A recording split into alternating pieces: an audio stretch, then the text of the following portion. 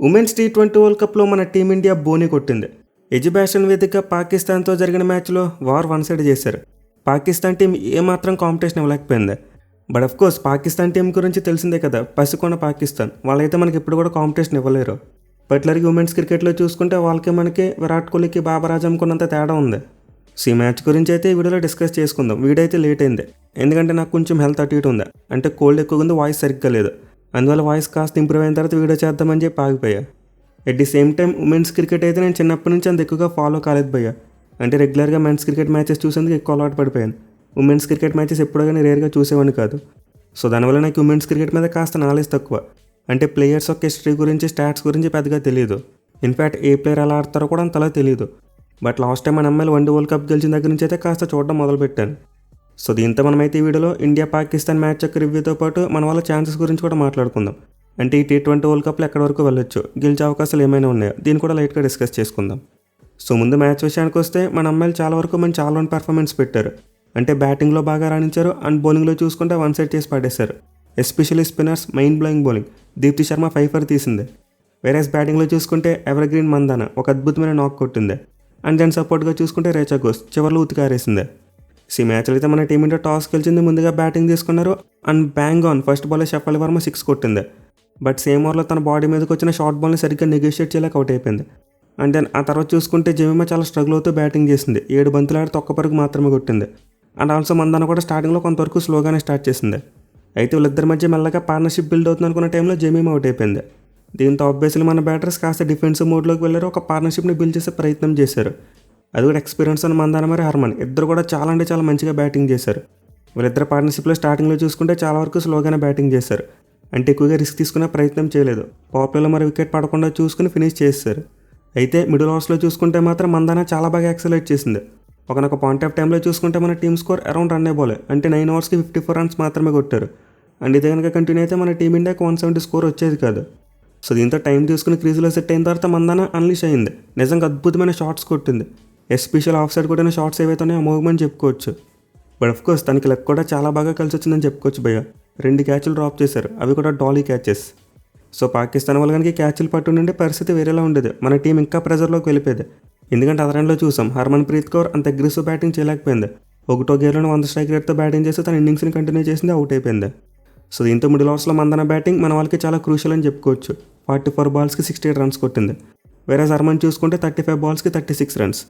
So ఇద్దరైతే 3 వికెట్కు 63 బంతులో 91 పరుగుల partnership bat చేశారు. అండ్ ఈ పార్ట్నర్షిప్ వల్లే 18 పరుగులకి 2 వికెట్లు కోల్పోయిన మన టీం కంబ్యాక్ ఇవ్వగలిగింది. మన ఫినిషర్స్కి గేమ్లో స్ట్రాంగ్గా ఫినిష్ చేయడానికి ఒక మంచి ప్లాట్ఫామ్ సెట్ చేసి పెట్టారు. పర్టికులర్గా చివరిలో చూసుకుంటే రేచా ఘోష్ ఆ 19 ఓవర్లో విధ్వంసం చేసింది భయ్య. 3 4లో ఒక 6 కొట్టింది. ఇన్ఫ్యాక్ట్ ఓవరాల్గా ఒక్క ఓవర్లోనే 23 రన్స్ వచ్చేసాయి.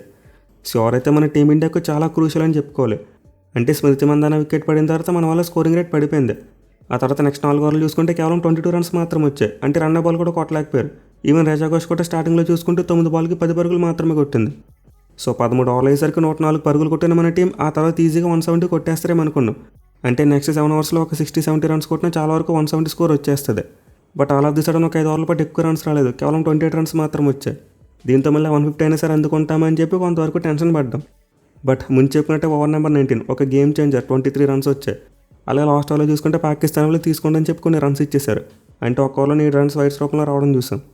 అసలు మొత్తం మీద లాస్ట్ ఓవర్స్లో మన టీమిండియాకి అయితే 38 రన్స్ వచ్చాయి. దీనివల్ల స్కోర్ 170 వరకు వెళ్ళిపోయింది. బట్ టు బీ ఫ్రాంక్ మన వాళ్ళ బ్యాటింగ్ అయితే మరీ అంత డామినేటింగ్గా కనిపించలేదు. అంటే పసుకున్న పాకిస్తాన్ టీం మీద కొంతవరకు స్ట్రగుల్ అవుతూ బ్యాటింగ్ చేశారు. ఎస్పెషల్లీ వికెట్స్ పడగానే చాలా డిఫెన్సివ్ మోడ్లోకి వెళ్ళిపోతున్నారు భయ్య. దీనైతే మన వాళ్ళు కాస్త ఇంప్రూవ్ చేసుకోవాలి. ఎట్ ది సేమ్ టైం మన వాళ్ళకి బ్యాటింగ్ డెప్త్ చూసుకున్నా మరి అంత బలంగా కనిపించట్లేదు. ఉండడం అయితే నెంబర్ 9 వరకు బ్యాటింగ్ డెప్త్ ఉంది. బట్ ఆ పవర్ హిట్టింగ్ ఎబిలిటీ చాలా తక్కువ. మనకి చివరిలో కాలం రేచా ఘోష్ ఒకరే కాస్త స్ట్రాంగ్ ఫినిషర్గా కనిపిస్తుంది. దీంతో మన టాప్ 4 బ్యాట్స్మెన్ ఎక్స్ట్రా రెస్పాన్సిబిలిటీ తీసుకోవాలి, కాస్త ఎక్కువ రన్స్ కొట్టాలి. బట్ ఇవి మ్యాచ్ వరకు చూసుకుంటే పాకిస్తాన్ టీం మీద 170 స్కోర్ చాలా ఎక్కువ. ఇన్ఫాక్ట్ వాళ్ళ మెన్స్ టీం వచ్చినా సరే స్కోర్ చేయడం చాలా కష్టం. ఎందుకంటే మన అమ్మాయిల బౌలింగ్ చూసాం, అదిరిపోయింది. పర్టికులర్గా స్పిన్నర్స్ అయితే అద్భుతమైన బౌలింగ్ చేశారు. సో పాకిస్తాన్ టీంకి అయితే బ్యాటింగ్లో కాస్త మెరుగానే స్టార్ట్ వచ్చింది. వాళ్ళు కూడా ఛాన్సెస్ రావడం చూసాం. అంటే మన అమ్మాయిలు కూడా 2 క్యాచ్లు డ్రాప్ చేశారు. ఇన్ఫాక్ట్ ఈ డ్రాప్ క్యాచెస్ కారణంగా పాకిస్తాన్ టీం స్కోర్ బాగానే పెరిగిపోయింది. వాళ్ళైతే పవర్ ప్లే కాలం ఒక వికెట్ మాత్రమే కోల్పోయి 52 పరుగులు చేశారు. సో పాయింట్ ఆఫ్ టైంలో చూసుకుంటే మ్యాచ్ చాలా వరకు అటు ఇటుగానే కనిపించింది. అంటే పాకిస్తాన్ వాళ్ళకి గెలిచే అవకాశం ఉంది, అలాగే మన టీమిండియా కూడా గెలిచే అవకాశం ఉంది. కానీ ఇప్పుడైతే దీప్తి శర్మ బాల్తో ఎంట్రీ ఇచ్చిందో అక్కడ నుండి పాకిస్తాన్ సినిమా తిరగడిపోయింది. మీలా సెకండ్ వికెట్ దగ్గర నుంచి చూసుకుంటే ఒక కొలాప్స్ చూసాం. వాళ్ళైతే టపటప వికెట్లు కోల్పోయారు. సో మిడిల్ ఓవర్స్లో అయితే మనకి స్పిన్నర్స్ చాలా మంచిగా బౌలింగ్ చేశారు. అంటే దీప్తి శర్మ, శ్రీచరణి అలాగే శ్రీయాంక పాటిల్ ముగ్గురు కూడా చాలా మెరుగ్గా బౌలింగ్ చేశారు. ఎస్పెషల్లీ దీప్తి శర్మ అయితే 5 ఫర్ ఒక ఓవర్లో 3 వికెట్లు తీయడం చూసాం చివరిలో. సో ఆమె అయితే కేవలం 4 ఓవర్స్లో 10 రన్స్ మాత్రం ఇచ్చి 5 వికెట్స్ తీసుకుంది. ఇన్ఫ్యాక్ట్ ఈ 5 వికెట్ ఆల్ ద్వారా ఒక రికార్డ్ కూడా క్రియేట్ చేసింది. ఉమెన్స్ T20 ఇంటర్నేషనల్స్లో అందరికంటే ఎక్కువ వికెట్లు తీసిన బౌలర్గా టాప్లోకి వెళ్ళిపోయింది. ఇక ఆమెతో పాటు మన తెలుగు అమ్మాయి శ్రీచరణి, ఆమె కూడా అద్భుతంగా బౌలింగ్ చేసింది. 4 ఓవర్స్కి 21 రన్స్ మాత్రం ఇచ్చి 3 వికెట్లు తీసుకుంది. సో రైట్ ఆర్మ్ ఆఫ్ స్పిన్తో Deepti Sharma, left arm off స్పిన్తో శ్రీచరణి ఇద్దరు కూడా పాకిస్తాన్ టీంని మడతపెట్టి పడేశారు. ఇన్ఫ్యాక్ట్ ఈ మధ్యలో చూసుకుంటే షఫాలి వర్మ కూడా ఎక్సలెంట్ బౌలింగ్ చేయడం చూసాం. ఆమె కూడా 3 ఓవర్స్కి 22 రన్స్ మాత్రం ఇచ్చి ఒక వికెట్ తీసుకుంది. సో మన టీమిండియా స్పిన్ బౌలింగ్ అయితే చాలా అద్భుతంగా కనిపిస్తుంది భయ్య. మంచి కలెక్ట్ ఎఫర్ట్తో బౌలింగ్ చేస్తున్నారు. కానీ సమస్య ఏంటంటే పేస్ బౌలింగ్ నాకైతే అంత స్ట్రాంగ్గా కనిపించట్లేదు. అది కూడా మన వాళ్ళ టీం సెలక్షన్ చూసుకుంటేనే కాస్త డిఫెన్సివ్ మోడ్లో వెళ్తున్నారేమో అనిపిస్తుంది. అంటే మనం ముందు మాట్లాడుకున్నాం బ్యాటింగ్ డెప్త్ విషయానికి వస్తే ఫైర్ పవర్ లేదని చెప్పి. సో ఇంత ఎక్స్ట్రా బ్యాటింగ్ ఆప్షన్ కోసం అరుంధతి రెడ్డి లాంటి ఒక బౌలింగ్ ఆల్రౌండర్ని ఆడిస్తున్నారు. దీంతో మన వాళ్ళు ఈ మ్యాచ్లో రేణుకా సింగ్ ఠాకూర్ లాంటి ఎక్స్పీరియన్స్ ఉన్న బౌలర్ని కూర్చోబెట్టాల్సి వచ్చింది. అట్ ది సేమ్ టైం మరో పేసర్ చూసుకున్న క్రాంతి గౌడ్, ఆమె కూడా సరిగ్గా బౌలింగ్ చేయలేదు. ఇన్ఫ్యాక్ట్ అరుంధతి మరియు క్రాంతి ఇద్దరు పేస్ బౌలర్స్ కలిపి వేసిన 3 ఓవర్స్లో చూసుకుంటే మన వాళ్ళు ఏకంగా 35 రన్స్ ఇచ్చేశారు. At the same time fielding చూసుకున్నా కాస్త ఫోకస్ పెడితే బాగానే ఉంటుంది. మరి ముఖ్యంగా ఈ మ్యాచ్లో కంబ్యాక్ చేశారు. స్టార్టింగ్లో క్యాచ్లు డ్రాప్ చేసినప్పటికీ ఆ తర్వాత చూసుకుంటే మాత్రం మైండ్ బ్లోయింగ్ క్యాచెస్ తీసుకున్నారు. మరి ముఖ్యంగా శ్రీయాంక పాటిల్ ఫ్రంట్కి డైవ్ చేస్తూ క్యాచ్ తీసుకుంది. అండ్ స్మృతి మందాన కూడా ఒక లో క్యాచ్ తీసుకోవడం చూసాం. సో మన బ్యాటర్స్ యొక్క ఫీల్డింగ్ మరి క్యాచింగ్ చాలా వరకు టాప్ మ్యాచ్లో ఉంటుంది. కానీ సమస్య ఏంటంటే మన బౌలర్స్ యొక్క ఫీల్డింగే అంత క్విక్గా కనిపించట్లేదు. మెయిన్లీ పేస్ బౌలర్స్ యొక్క బౌలింగ్ అలాగే వాళ్ళు చేస్తున్న ఫీల్డింగ్ రెండు కూడా అంత అప్ టు ద మార్క్ కనిపించలేదు. సో ప్రస్తుతానికి చూసుకుంటే మన టీంకి ఒక 2 వీక్నెస్లు గట్టిగా కనిపిస్తున్నాయి. అంటే డౌన్ ద ఆర్డర్ చూసుకుంటే రేచా ఘోష్ తప్పితే సరైన పవర్ రేటింగ్ బ్యాట్స్మెన్ కనిపించట్లేదు. వేరేస్ బౌలింగ్లో చూసుకుంటే పేస్ బౌలింగ్ అంత బలంగా లేదు. దీంతో రెండింటిని మన వాళ్ళు ఎంత వీలైతే అంత తొందరగా కరెక్ట్ చేసుకోవాలి.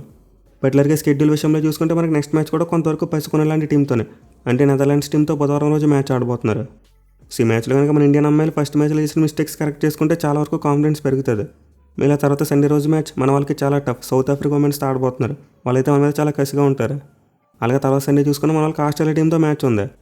సో ప్రస్తుతానికి T20 వరల్డ్ కప్లో మొత్తం 12 జట్లని 2 గ్రూప్స్గా డివైడ్ చేశారు. ఒక్కో గ్రూప్లో 6 టీమ్స్ని పెట్టారు.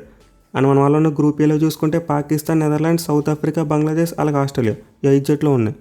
సో వీటిలో మన వాళ్ళైతే ఆల్రెడీ పాకిస్తాన్ టీంను చిత్తుగా ఓడించారు. అండ్ దెన్ ఆబ్వియస్లీ నెదర్లాండ్స్ మరియు బంగ్లాదేశ్ ఈ 2 జట్లను కూడా ఓడించవచ్చు. బట్ సౌత్ ఆఫ్రికా మరియు ఆస్ట్రేలియా ఈ 2 జట్లతో మాత్రం అంత ఈజీగా ఉండదు. మళ్ళీ ఆస్ట్రేలియా టీంకి T20 వరల్డ్ కప్లో చాలా మంచి రికార్డు ఉంది. 6 సార్లు కప్ కొట్టారు. అండ్ సౌత్ ఆఫ్రికా టీం చూసుకున్న వాళ్ళు 2 సార్లు ఫైనల్స్కి వెళ్ళిన టీం అదే. సో ప్రస్తుతానికి అయితే గ్రూప్ నుంచి 2 జట్లు మాత్రమే సెమీస్ వరకు వస్తారు. క్వార్టర్ ఫైనల్ కూడా లేదు ఇప్పుడు.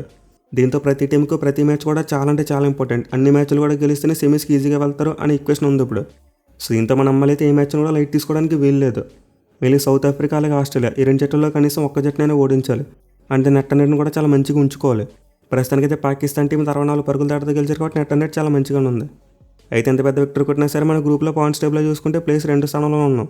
ఎందుకంటే ఫస్ట్ ప్లేస్లో ఉన్న ఆస్ట్రేలియా టీం తమ ఫస్ట్ మ్యాచ్లో సౌత్ ఆఫ్రికా టీం మీద చాలా పెద్ద విక్టరీ కొట్టారు. సో దీంతో మన టీమిండియాకి ఆస్ట్రేలియా టీంని డిఫీట్ చేయడం అంత ఈజీ గేమ్ ఉండదు. మన వాళ్ళైతే ఈ సండే రోజు జరగబోయే సౌత్ ఆఫ్రికా మ్యాచ్ మీద ఎక్కువ ఫోకస్ పెట్టాలి. ఆ మ్యాచ్లో ఖచ్చితంగా గెలిచేందుకు ట్రై చేయాలి. ఇన్ఫాక్ట్ ఆ మ్యాచ్లో గెలిస్తే మన వాళ్ళకి సెమీఫైనల్ స్పాట్ ఆల్మోస్ట్ ఫిక్స్ అయిపోద్ది. లేదు సౌత్ ఆఫ్రికా టీం మీద ఓడిపోతే మాత్రం అప్పుడు మన వాళ్ళు ట్రబుల్లో పడేందుకు ఛాన్స్ ఉంటుంది. మన వాళ్ళు లాస్ట్ గ్రూప్ మ్యాచ్లో ఆస్ట్రేలియా టీంని డిఫీట్ చేయడం అంత ఈజీగా ఉండదు. సో మన ఇండియన్ టీంకి అయితే సెమీఫైనల్కి వెళ్ళడానికి చాలా వరకు మంచి ఛాన్సెస్ కనిపిస్తున్నాయి. మన వాళ్ళకి మిగిలిన 4 మ్యాచ్లో 3 గెలిచినా చాలు ఈజీగా సెమీఫైనల్కి వెళ్ళిపోవచ్చు.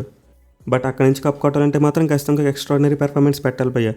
ఎందుకంటే ప్రజెంట్ ఇంగ్లాండ్ మరి ఆస్ట్రేలియా ఈ 2 జట్లు హాట్ ఫేవరెట్స్గా కనిపిస్తున్నాయి. ఇంగ్లాండ్ వాళ్ళైతే ప్రీవియస్గా కప్ కొట్టారు అండ్ వాళ్ళకి హోమ్ అడ్వాంటేజ్ ఉంది. వేరే ఆస్ట్రేలియా టీం ఈ T20 వరల్డ్ కప్స్లో డామినేటింగ్ ఛాంపియన్స్ 6 సార్లు కప్ కొట్టారు. దీంతో వాళ్ళని కొట్టడం కూడా అంత ఈజీగా ఉండదు. సో మన ఇండియన్ అమ్మాయిలు అయితే ఇప్పటివరకు ఒక్కసారి కూడా T20 వరల్డ్ కప్ గెలవలేదు. ఇప్పుడు 2020లో ఒకసారి ఫైనల్కి వచ్చారు. అండ్ తప్పితే మన వాళ్ళకి T20 వరల్డ్ కప్స్లో అంత మెరుగైన ఫలితాలు ఏమీ కనిపించట్లేదు. బట్ మన వాళ్ళు last year 1 day world cup కొట్టారు కాబట్టి కాన్ఫిడెన్స్ అయితే ఖచ్చితంగా కనిపిస్తుంది. దీంతో T20 వరల్డ్ కప్లో కూడా అదే ఫామ్ను కొనసాగిస్తూ మంచిగా పెర్ఫామ్ చేశారంటే ఖచ్చితంగా ఫస్ట్ టైం కప్ కొట్టాలని కల నెరవేరుతుంది. సో లెట్స్ హోప్ మన అమ్మాయిలు అయితే నెక్స్ట్ మ్యాచెస్లో కూడా ఇదే ఫామ్ను కంటిన్యూ చేసి కప్ కొట్టాలని కోరుకుందాం. Thank you for watching. Have a nice day.